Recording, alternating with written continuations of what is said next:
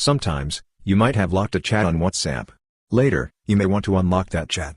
In this video, we'll show you how to unlock any WhatsApp chat. To do this, open the WhatsApp application. Sometimes, you won't be able to see the chat. If you're not able to see it, what you need to do is swipe down from the top area. When you're swiping down, you'll see the locked chats option. Click on it.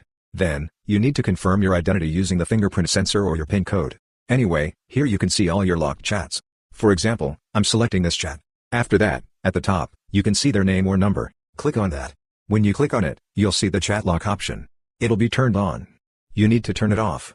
When disabling it, you'll need to confirm your identity with Face ID, fingerprint sensor, or your PIN code.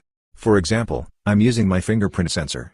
After that, if you go back, you won't see the chat in the locked chat section anymore. And if you go back again, you'll see the chat in the normal chat list.